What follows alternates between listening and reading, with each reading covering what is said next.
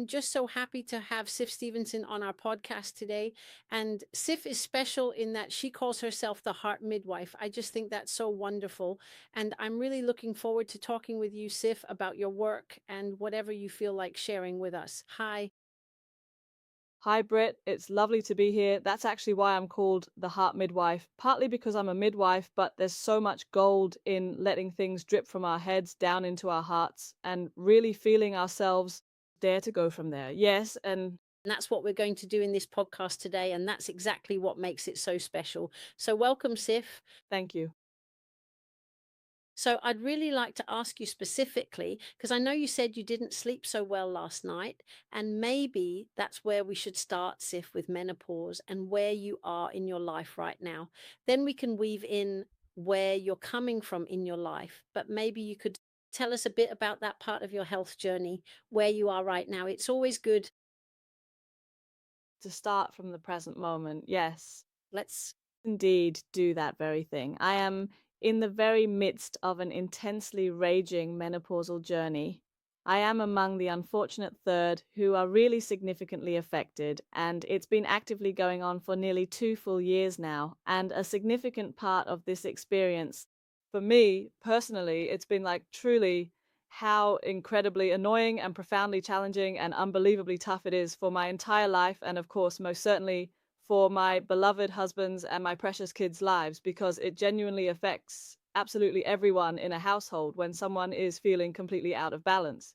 And yet, at the very same time, everything in this complex life has so many diverse and wonderful facets. So it also possesses truly beautiful and positive sides. So I find myself deeply immersed in this intricate dance between experiencing a truly huge and significant change both physically, psychologically, mentally, and actually also in terms of connectedness. And it's both really beautiful and sometimes really challenging. And actually, I usually sleep really well, but last night I didn't sleep very well. So you can end up sitting here with a completely puffy body and face, a rumbling stomach, and an appetite that's affected. And then I choose to not that I wear it, but from the perspective that I explore and listen. Because all the noise in our body and our psyche is not something bad. It's actually the body and the psyche communicating. Yes. So, first of all, when we talk about menopause, it's something that all women will go through, and we will go through it in different ways.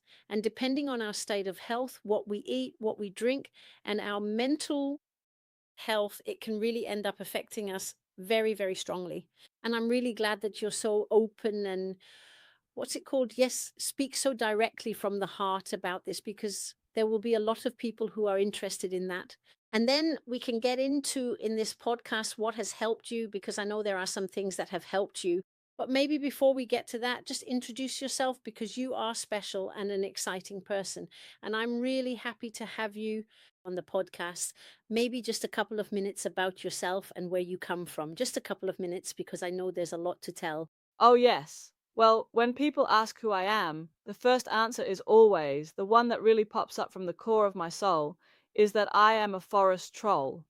And in that, it means that it's in nature where I belong. That's where I am truly happy, and the forest is my church. And from that springs the whole naturalness in living a truly nourishing and fulfilling life. And from that foundational perspective, I have made some very deliberate choices to work extensively with holistic well-being. So, you see, I am a trained midwife by profession. It's actually been many, many years now since I consciously said a heartfelt goodbye to the established conventional hospital system because I genuinely do not resonate with the prevailing hospital mindset. And as such, I am now an independent midwife proudly operating my own private clinic, and I also possess a long advanced coaching education because that, in essence, combination of knowing a whole lot about health professionally as a midwife and holding space for life and death, as I do as a midwife, and then really having built on top of that, truly being able to support the individual, both women and men, new families, and people in life's transitions to stand strong in themselves.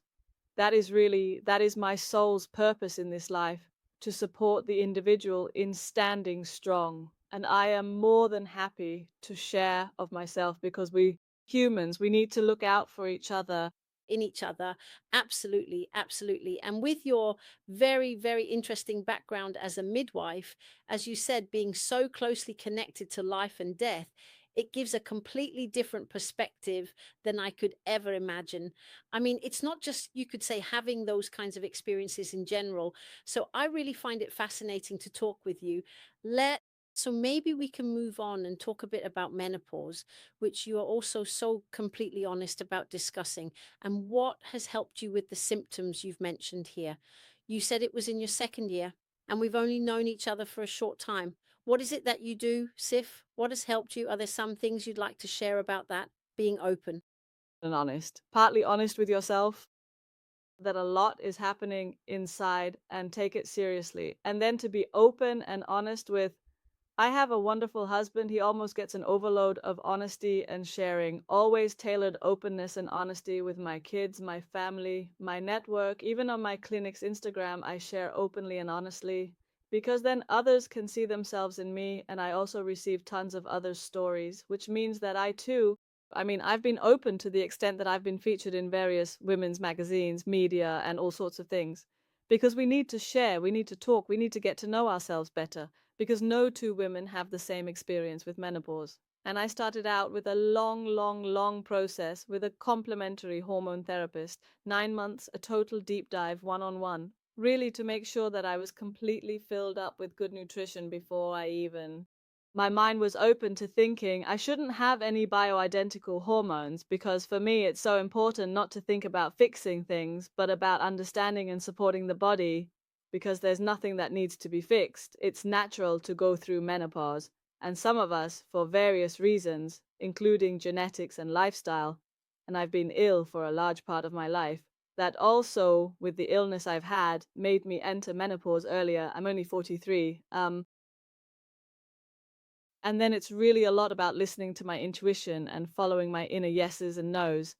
And I've made radical changes. We've moved to somewhere I feel better. I've changed my work structure, my work tasks, and I'm really practicing following my yeses and nos. And that's both with clients, with opportunities, with food, with appointments. It could be with my partner. It's a hugely interesting challenge. Really tuning into my yes and no. And then I have to take on a role that I also think that's something we can all learn from.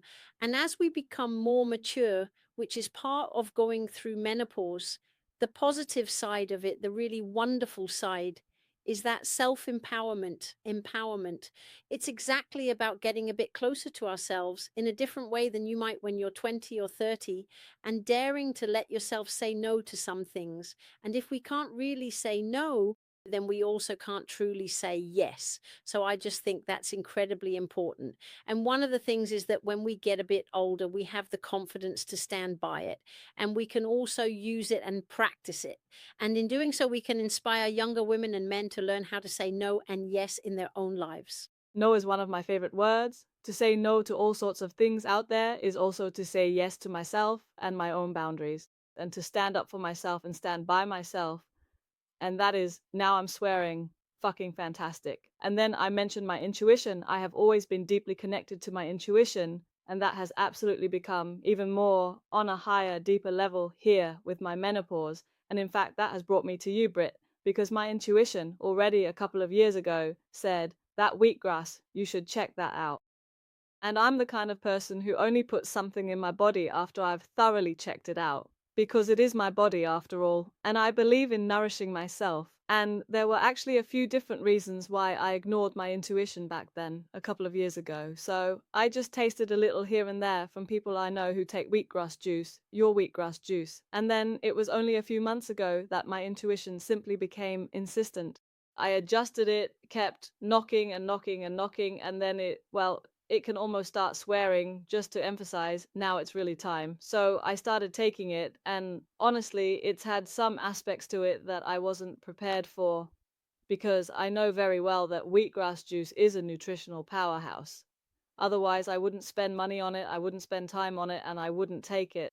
What I hadn't anticipated at all was that for me, it's really become now I'm looking down because I actually have a glass standing here. Well, You brought it with you. I'm drinking. always from beautiful glasses. And I'm the kind of person who loves colors. So it's often a green glass and an orange spoon that I can stir around with a bit here. I take it in the morning, and for me, it's really become a way where I feel connected to courage and the earth. And that goes back to the fact that forest trolls and nature are so important to me. I mean, vegetables, that's what I eat. And some people will even remember you out in the field. And I grew up being self sufficient as a child and took care of a large self sufficiency for an entire community. And that's really something that's valuable to me and something I have a huge food body, yes, to. So when I make this glass in the morning, I can really feel it. It actually becomes as I imagine it. So a lot of people have that thing with cacao ceremonies. Cacao has never really spoken to me, and I've tried all sorts of different kinds of herbs, even ones I've dried myself. I haven't found that thing where I can feel that I truly sense a connection until I found this wheatgrass juice. And that's actually huge. It's very beautiful. For my part, I feel like I'm almost drinking Mother Earth, and I feel that my cells are almost bursting with an incredible energy, just like when the beloved characters Asterix and Obelix drink their powerful magic potion. But it also profoundly becomes a moment of deep turning inward and thoughtful introspection, so that's an essential part of this experience. I hadn't anticipated that profound depth at all, not even slightly, and I'm actually very, very genuinely grateful for this unexpected and enriching development. I have to say it's pretty magical also in the sense that it's so green, and that green color, that's chlorophyll. And the greener it is, the more chlorophyll it contains. And there is a lot, really a lot of chlorophyll in wheatgrass juice. In fact, it's where you get the most chlorophyll from any edible plant. There are actually hardly any other plants that can reach that level of chlorophyll. And if we remember what chlorophyll is, it's one of the oldest molecules on the planet because that's where photosynthesis happens. So that means that in the plant's green color, in the chlorophyll, it takes the carbon dioxide from the air, and then it absorbs the solar energy, and it combines these so that it releases oxygen and then it grows. So it's actually the place where light is harvested and transformed into life-giving oxygen and growth for the plant. So in a way, it's pretty magical that we're sitting here drinking and getting chlorophyll, which is light, you could say the molecule of the harvest, and at the same time we actually call chlorophyll the green blood. And the reason we call it the green blood is because, on a purely molecular level, it is actually very, very similar to our red blood. In fact, the only real difference is that the central molecule in chlorophyll is magnesium, whereas in blood it is iron. That is actually one of the only differences. And magnesium, which is the central molecule in chlorophyll, is responsible and is involved in over 300 reactions in the body, including sleep, hormone balance, muscle regeneration after exercise, all sorts of different things related to hormones, energy, brain function. So it's just absolutely amazing. So that's probably also what you're sensing, that magic in it. I have no doubt about that at all. And I also know that, for example, you can mix it into a smoothie or all sorts of other things. I just add a bit of water to it. So there's a bit more to it because I really feel that I also need to be nourished by that beautiful green color and that I really need to truly taste the wheatgrass. Yes, lovely. And we We have already talked. also just talked about right before we started here that I actually began taking this as autumn was approaching in Denmark, and it's really changed to it's gotten dark, we've entered wintertime, it's raining, it's a season where I almost dare say that as people we tend to drop a bit in energy. But I actually feel that my energy has gone up, and I almost feel a bit more spring-like than autumn-like. And I'm usually a huge autumn. I mean, I love autumn. It's my favorite season. I love the darkness. But it's new for me to feel like there's an inner sun inside me that's been a bit nourished, and it's very, very wonderful. And then my husband and our big kids circle around me every morning when I'm standing here making the wheatgrass. So that's the next thing. They need to have their own instead of coming over and snatching some for themselves. So Sib, maybe you can tell us what are some of the effects you've experienced. You've talked about how you really feel the connection to it, both psychologically and mentally. But what have you noticed in your body? Have you felt any differences? I've definitely felt more energy. And I was honestly pretty blown away that already on the sixth day of taking wheatgrass, I experienced a completely changed digestion.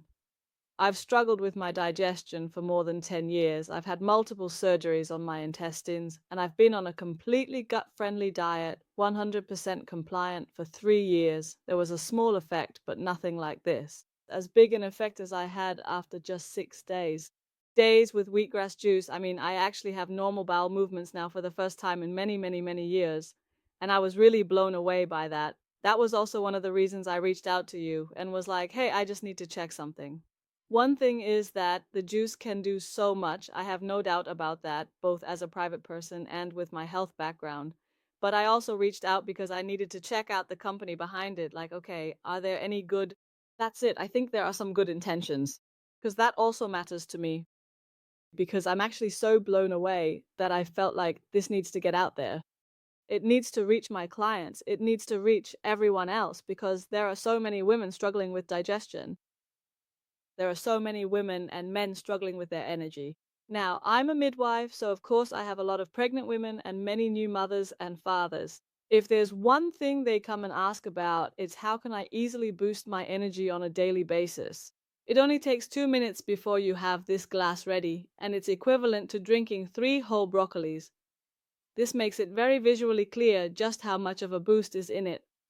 Try To look at this, what really makes the difference is that it's alive. It's not about, that. it's simply alive and you can really feel it. It's like a symphony orchestra, all those different ingredients in there, whether it's the enzymes, the hydrogen, the vitamins, the minerals, the amino acids, and then the chlorophyll, which we've talked about. So it's simply such a potent drink that, as we actually guarantee, people will feel the effect within a month. The juice has to stand on its own. It shouldn't be hyped up or anything like that. It should be able to convince each person by itself that honestly, this is just something special. So I'm just so happy that you can feel it. And that's wonderful. And that's also why I started the company, precisely for that reason. And I am so Happy that there is integrity behind a quality product because then things make sense in my world. Now, I'm also talking about decency and being a businesswoman. It's important. It's important. And I can also feel another thing, and that is, for example, I was just traveling for a couple of days where I didn't have my wheatgrass juice with me. And I can truly and deeply feel how my entire body genuinely craves it. I could hardly even get through the front door fast enough when I finally got home and then straight to the waiting freezer. I just absolutely had to take a generous triple portion. I just really needed to get it into my system. And that truly says a whole lot because here is something that profoundly and genuinely benefits my body and therefore so many others as well. And I kind of have a strong feeling that this amazing wheatgrass juice, the juice and what it contains goes in and supports whatever needs support in each individual body because no two bodies are the same. But it doesn't just contain one good thing, it actually contains a whole lot of essential, beneficial things that go in and repair and support each individual body. And that's what makes me so happy because, as I said at the beginning, for me, in my a real core value, it's my life's purpose to support people in standing strong and truly, my love language is nourishment. And nourishment can be taking a walk in the forest, it can be saying no, it can be going to the bathroom. But it's also really about being mindful of what you put into your body. And that's why I become genuinely, truly, full body happy when I find something that is good and where there is also coherence in the sense that it's not just a money making machine, but there are also good people behind it who genuinely want to help and support others. You've started this with your huge foundation in being incredibly knowledgeable about self health. this, you could say, is what I bring, so to speak, and what I want to contribute to this world is exactly that. It can be difficult to know what is actually good. It's a confusing world. We're told one thing and then we're told something else. Then suddenly there's this, then suddenly there's a new fad. And I don't know, you can get really, really confused by all the things on social media, in the newspapers, in the news programs you hear or read about. What I bring, perhaps, is that scientific background. There is still research behind this. It's not just an opinion, it's actually something that has Been scientifically proven that the nutrients found in our superfood juices are the ones that provide the beneficial effects. And this is knowledge that goes way back. It's based on the idea that we need to consume those 600 grams of green vegetables every day to live optimally healthy, not compared to other people, but our own optimal healthy state. And often, when people are asked, and there are also many studies about this, about 70 to 80% of us in Northern Europe and in Denmark say this. Well, yes, but I'm healthy. I live optimally healthy. I feel like I have what I need in my body. But it turns out that only 5 to 10% of us actually have optimal nutrients in our bodies. And that's because of what we eat. It's because of the quality of what we eat. It's because there are so many pesticides and so much overproduction in agriculture that our vegetables don't have the nutrients they should have and that they used to have in our vegetables. But it's also because we probably don't get as many green vegetables or as many vegetables in general as we think we do. And then there's the way we prepare them, that we boil and fry our food too much, that we don't get enough raw food, like the forest troll you talk about being, or like I am as a nature person. I mean, the way we used to live, we used to pick berries and fruits and vegetables from in a different way. We didn't boil and fry everything. So the living enzymes end up being destroyed. We do produce enzymes in our bodies, but we also need to get enzymes through our diet. And we don't get those when we boil and fry our food. That's why we freeze it so quickly, precisely so that all the nutrients, including those fragile enzymes, which you can really feel very quickly when you drink it, and I know you can, are locked in so they don't get destroyed. And it's only when we thaw it, like, wow, it becomes this soup of all those different nutrients just swirling around.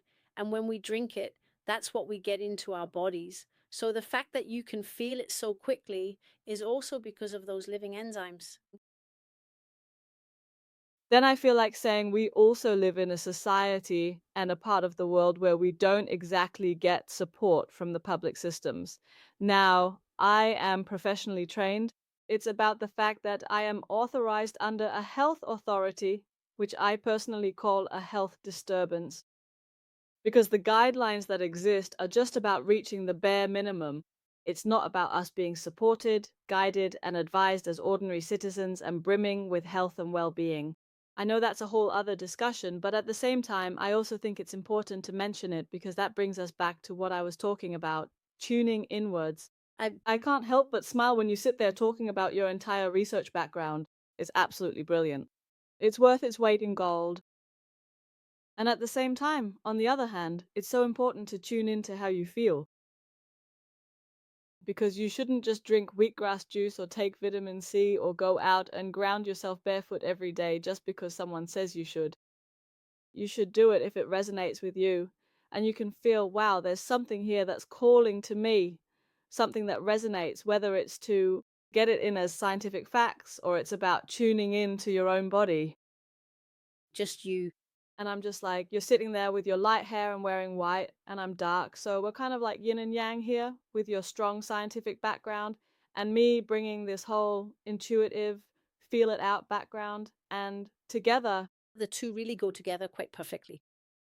absolutely. And that actually ties in with something else, like standing strong in yourself in life, that you shouldn't be easily manipulated. That is, you have that place where, first and foremost, you need to stand firm in yourself. It has to be that way because there are just too many confusing things in life and so many different people and personalities and whatnot and possibilities. So you have to find yourself first. And I know that's also something that's really, really important to you. And it's really important to me. And that intuition is insanely important because, as you also said, two people are not the same either.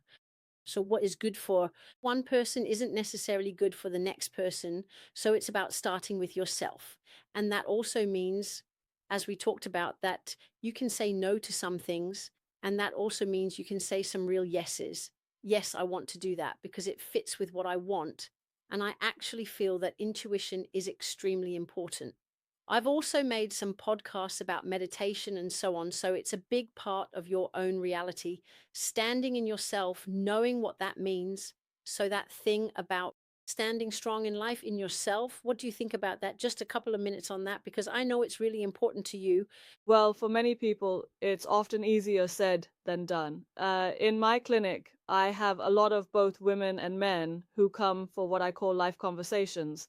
And that can be, I work a lot with people going through life transitions. It could be entering parenthood, it could be divorce, it could be bereavement, it could be menopause, it could be transitioning from working life to retirement. Basically, we have these kinds of transitions in our lives. It could be a sick leave, whatever. And there are a lot of people who come to me and say, fix me. And I give them a hug and say, no, but I would like to help you understand yourself. And then it becomes a process. For many people, they live a head based life. So, for example, I can easily sit here and put my hand on my heart and say, dream from your head down into your heart and feel it. That's because I've practiced. And in my view, life is about practicing on a daily basis in whatever makes sense for us right now. And life is ever changing, and we are the creators of our own lives every single day. So when I talk about standing strong in yourself, it's about knowing your values and knowing your boundaries. And those change throughout life. So it's also about being open with yourself and being honest with yourself.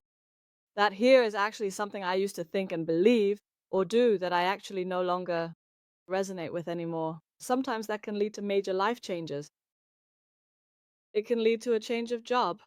It can lead to divorce. It can mean saying no to having a third child or whatever, but it's beautiful when it comes from within. You could also say that shifting from living a life based on all sorts of external things, opinions, attitudes, culture, and everything like that, to shifting and living a life that comes from the inside out. And that's an art of living, especially here in the Western world, where we live in a head based society and a society that's very much about doing. And if we want to feel ourselves, and we have to in order to stand strong in ourselves, then we need to move into more being instead of doing. And you can have a little ceremony with your wheatgrass juice or cacao, or go outside and ground yourself every day, or meditate for 10 minutes, or whatever works for you. There are plenty of things, and it should all come from a place of exploration. Exploring yourself on the inside, I think that's one of the most beautiful things, because we can all continue to grow and develop and keep learning more about ourselves, our physical selves, our mental, our psychological. So I just want to say a huge thank you to Sif, the heart midwife, for joining this podcast. I've been really inspired myself, and I hope it's something the listeners can also find inspiration in. So thank you so much. Thank you. And heartfelt cheers to having the genuine desire and true motivation to watch and enjoy this moment with us.